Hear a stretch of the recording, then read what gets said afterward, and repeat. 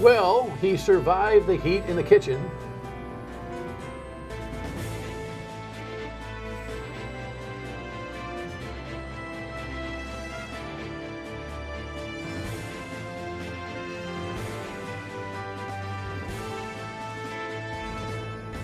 The Dan Yorke State of Mind program is brought to you in part by Lookout Rhode Island and Takeo Comfort Solutions. Great to have you aboard. Thanks very much for checking in with us. So if you've been paying attention to the news, you know that the ACI and the Department of Corrections in general has gone through a permanency here in terms of its leadership. The interim director was named permanent director last week when the Senate confirmed him in totality by a significant vote, something like 32-4, I believe, and after he got through the Judiciary Committee by a vote of 11-1.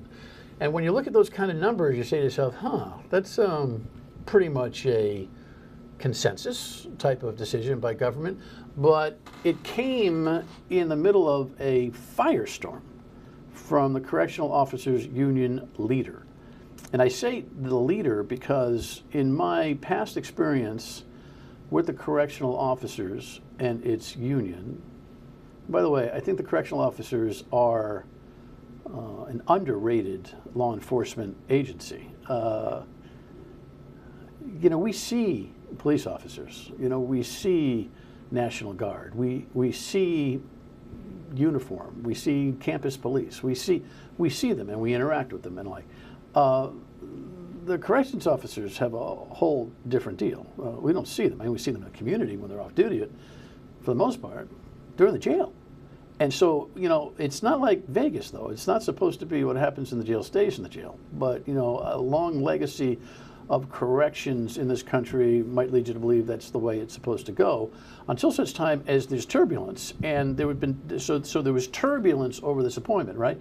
But my point was, I distracted myself a little there. My point is that in the past, I had received more widespread feedback whenever the Correctional Officers Union had a problem. More voices from inside the union kind of elaborating on things that the leadership may have been discussing. But in this particular case, I did not. And so the media, understandably, was relying on the Correctional Officer Union President, Richard Ferruccio, for the union's take on this hire. But sometimes I think we've got to take a deeper look. And I'll ask the new permanent director about that. He is my guest this evening. It's great to have him because maybe we get some things clarified here. In the meantime, let me give you some background. The Senate, again, here's the headline, did pass the nomination on a pretty demonstrative basis. This particular news package comes right after the Judiciary Committee voted to approve, and it kind of contains most of the complaints and the controversies. In an 11-1 vote, the Senate Judiciary Committee recommends the confirmation of Wayne Salisbury as Department of Corrections Director. Senator Lou Raptakis cast the only no vote. I would call to hold off the nomination till September so we can digest all the material. The senators questioning him about his plans for the prison and the list of allegations made against him, including a past felony in 2010 and his work history. 12 News previously reported he was fired from the Wyatt Detention Center twice. Salisbury was also questioned about failing to disclose out-of-state travel on ethics forms. Target 12 was the first to report that the interim director traveled to London last February to tour a prison there and attended meetings with the British consulate, which paid for his trip. I totally did not know that I was supposed to do that. As soon as I found out, I went and amended my ethics file. Everybody, again, is entitled to their opinion. There's many people that do trust me, and if I have to earn their trust and I do that through my work, then that's what we do. The Rhode Island Brotherhood of Correctional Officers Union arguing that the prison has become less safe since Salisbury became interim director in 2023. Prison Union President Richard Ferruccio testifying against him, telling us he does not have the ethical responsibilities to be director. And we requested a national search. If the governor is not going to do a national search for a director and he's going to select Wayne Salisbury to be his person, then at least do a thorough background investigation. Ferruccio frustrated that Governor McKee is still moving forward with this pick, but despite the controversy, some testified in favor of him, and the governor is still standing by his decision, calling the union's arguments speculation. they're going to vote him through because he's the right person for the job at the right time. Congratulations. Thanks, Dan. That was a little bit of a firestorm, huh? It was a little bit of one. Did you feel like the kind of almost paradoxical dynamic that I was talking about at the top of the show, which is, I mean, you swam through. You swam through the voting process, which tells me that there was either a blissful ignorance on the part of the elected officials, or they did their own homework in reaction to what the union president had to say. Which one do you think it was? So they definitely did their homework. You know, the background investigation was conducted by the state police, contrary to belief. The legislators, and in particular Senate Judiciary, grilled me on a number of occasions in regards to my background history, the firings from the Wyatt Detention Facility, and other things. So.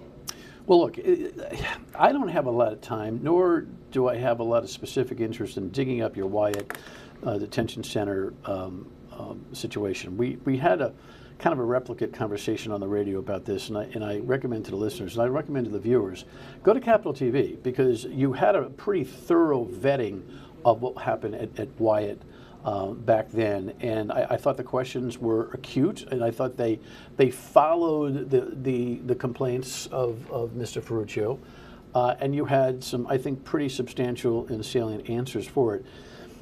In some, though, not to skip it over completely, in some, there were some transitional issues when it had to do with the board, the ownership of the Wyatt Detention Center, and it seemed to me that you were in a situation where, at least for this criminal complaint that was filed against you for what seemed to be stealing vacation time, that it was more communications confusion than it was you securing your benefits. And by the way, all Rhode Islanders love to secure their benefits. Absolutely, right?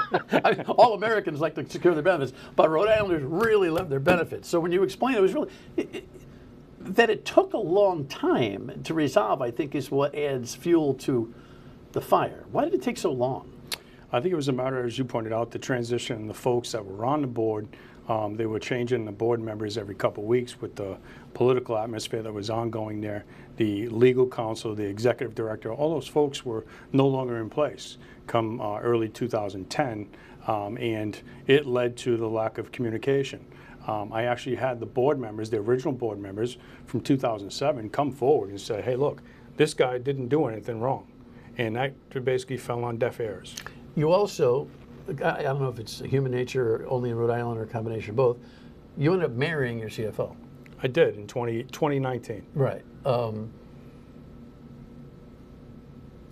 I'm guessing that wasn't a transaction based on your vacation time. It absolutely was not, no. It absolutely was not. It's not. like, thank you for trying to process my vacation time. Will you marry me? Yeah, no, absolutely not. But you know how that, I don't know if it romanticizes, but it dramatizes, I think, a little bit of the complaint. Oh, I think it absolutely did. And it was used in an inappropriate way and a demeaning way to my now wife, to bring her into a fold and question her credibility and her integrity as well. She's a forensic accountant. She knows what she's doing. And the same token, like I said, we got married in 2019. We did not get together until 2018. For them to kind of make that linkage was, very disappointing and highly inappropriate. All right. So going backwards, I think, is not constructive. But I will tell you, being in a situation here where you've got a Brotherhood leader, at least, representing that the Brotherhood's not happy with the choice, how do you run the show from here? I think that's the most important question. When we come back, we'll dig into that with the now permanent director of the ACI students.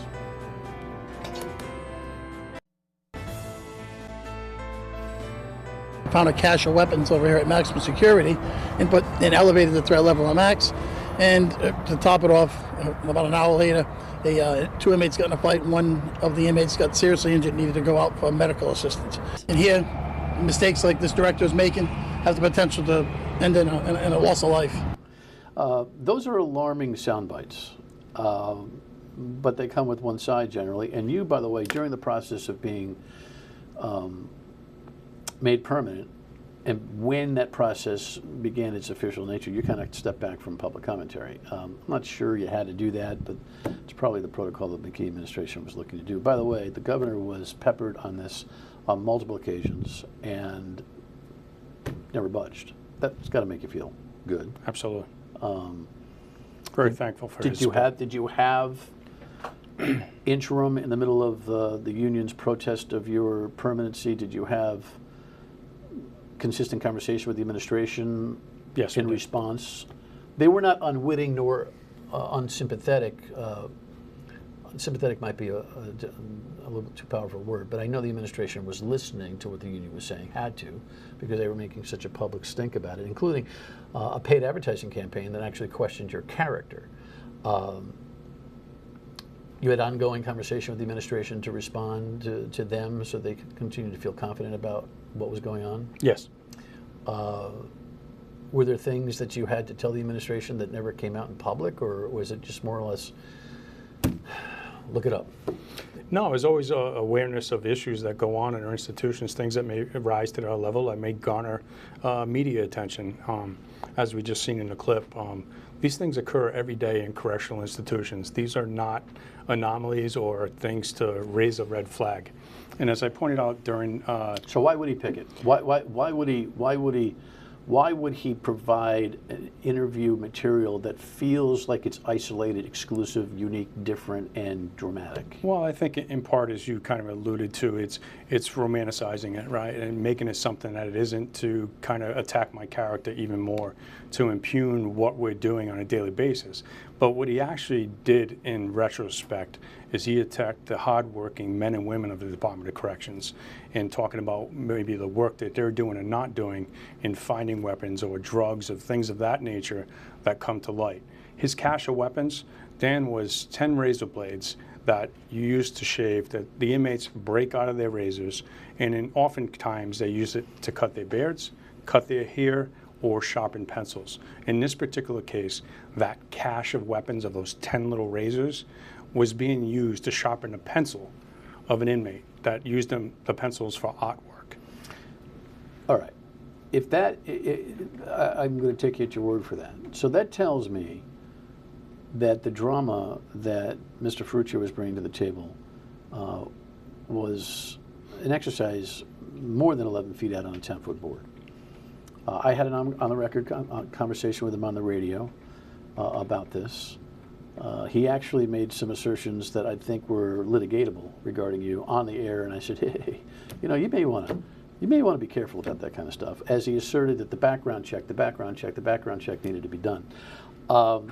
Just to finish up on this dynamic, and then I want to get into how you run the place, and some unique philosophies I think that you have that perhaps are at the root of this change agency problem that exists there. Do you think he's got the union's perspective correct? When I say at the beginning, I didn't hear much from anybody else. Is he on a runaway train? Well, I think that's probably a better question for him to answer. And for me, as I said after... But your look at me tells me that you are not without an opinion on that. I certainly have an opinion, but I also am charged with moving the organization forward. Right. And, you know, getting back into a he said and I said debate and offering my opinion publicly doesn't serve that purpose well. Did you have other management and union leadership give you a private attaboy, congratulations, roll eye type of thing, like let's go, we're good? After the confirmation? Yes. Absolutely. Yes. Yeah. So are you confident that as you move forward working with these professionals, that there's water under the bridge? And was it their water? That's what I'm trying to figure out. Was it really everybody's water, or was it just kind of a flyer that was been taken here? Yeah, I think in any organization, when you're going through change, there's different groups of people, right? Those that are never going to change, you got a group in the middle that's like wondering what the change is, and then you got a group that's all on board, right? So 2/3 of that group is looking for the change, they're moving with the change, trying to work with the change and understand it. And then you're going to have that group that is not going to move. Sound like at all. David Bowie, by the way. All right. Is that a song? Change. But you know what? The world is changing. Absolutely. Law enforcement outside the ACI is changing.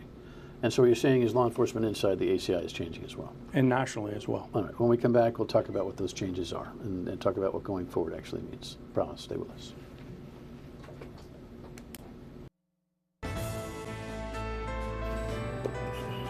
So this is a Facebook copy of a statement that the Rhode Island Brotherhood of Correctional Officers actually put out after this whole thing was done. You figure sometimes you just got to lay down your arms and say, you know what, congratulations, and let's move on. But instead, the Correctional Officers Union President offered a statement that included the following: while we believe that Salisbury, our guest, has shown disdain for the men and women who work to maintain safe and orderly prisons during his time as interim, we hope that he'll show a new willingness to work with the correctional officers and listen to our concerns about officer inmate safety, prison staffing, and correctional policy. So he was still holding on to this notion. By the way, the union president, what is Richard's role, by the way, in the day-to-day operations? He's a correctional officer at medium security. Meaning he's not working with strategic initiatives on a day-to-day basis. He's not management. He is not. Okay. So in as much as he manages the union, he doesn't have a management role in the correctional facility. He does not. That seems to be a relief. Would you consider that a relief? I think that, to Richard's credit, I mean, he's been a correctional officer for 40 years. Right. Right. But he serves a role as a correctional officer. He hasn't progressed up through the ranks. So part of that is that he may not understand the differences of what managers do day in and day out. By the way, you've done this work. I have. You're just not an administrator. That's correct. You've been on the job, so to speak. I was a correctional officer. I was a sergeant, lieutenant, captain, director of security, deputy warden, and warden. I have correctional officers in my, not nuclear, but outer family. They're a unique group. They are, I've got multiple of them. They are, I'm not just loving the one I'm with here, but I will tell you they're some of my favorite people because they are salt of the earth, generally tough as nails. Each of them a little crazy, and I say that with affection. Great guys to be hanging out with, and have seen a lot. It's a tough job, so you know how tough it is. I do. So when you're implementing change, you have to have a little bit of empathy for how you would have felt about that change back in the day, correct? Correct. Tell me about that. So I think that, I live by the golden rule: do unto others you want others to do unto you. And we talk about disdain for the staff and the correctional officers. That's gotta wince. Well, I think, for me, first and foremost come my staff. As you just pointed out, I've walked in their shoes. I've been a correctional officer. May not have been at the ACI, but at the end of the day, I still wore a uniform. I still did the job that they do. On that same token, their safety is first and foremost. And I understand that change is difficult. And with that disdain, we've engaged all levels of staff in our organization for the last 18 months in my interim role, and I will continue to do so. Meaning what? Bottom-up management in terms of strategies? Bottom-up management with strategic planning, my apologies, peer support, recidivism reduction task force, restrictive housing task force. We've grabbed folks from all over the organization in an attempt to break down silos. We focus on staff development and succession planning. And within that staff development, we've created an emerging leader group and an academy, if you would, and a leadership academy in which we deal with emerging leaders, a supervisor institute, a manager institute, and an executive institute. Stuff that never has been done at Rhode Island Department of Corrections.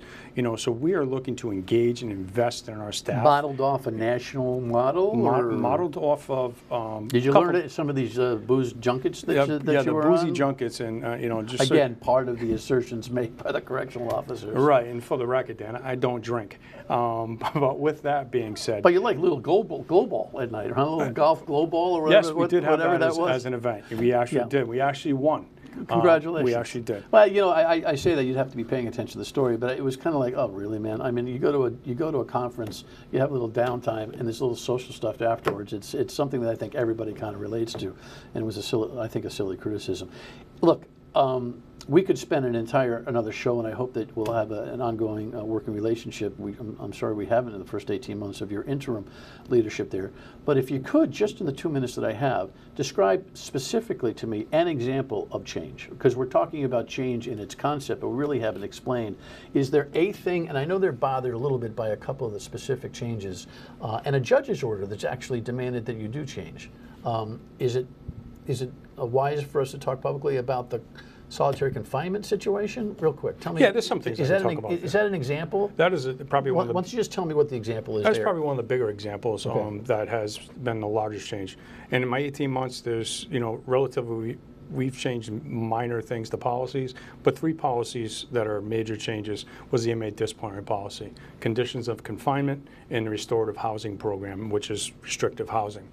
The inmate disciplinary policy was a big change, and that was a result of 2 federal lawsuits in which we've worked with the federal court, Magistrate Sullivan, along with plaintiffs' counsel, the advocacy group, so on and so forth, in coming up with a program that satisfies that lawsuit and all the parties involved. Long story short, yes. You can only keep a prisoner in confinement for a 30-day period of time. So it's a 30-day maximum on a disciplinary sanction. Prior to that, and a disciplinary sanction, they could get up to 365 days. And so the Ferruccio complaint for the union, he says, would be, guess what? Because the inmates think they're going to get less time, they are more apt to act out. So at face value, one could take that, but it's just not those 30 days. Because with the restorative housing program as the policy I said is restrictive housing, they actually could go to this, get referred to this program after 30 days and potentially spend at least 6 months in a program where they're getting mental health counseling, and programming to help them transition better back to general population.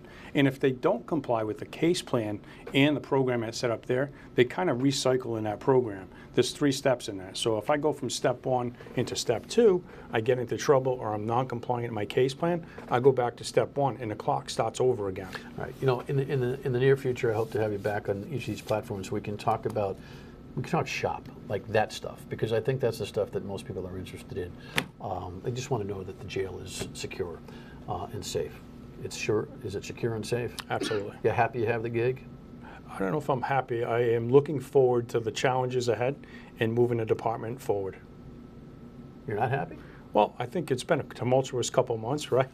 After the summer, you're not gonna be happy. I get it. Great to see you. Thanks for coming in. Again, congratulations. Final word, we come back. Stay with us. We will follow up on these important issues on the radio and the television. Thanks for tuning in. Have a great night.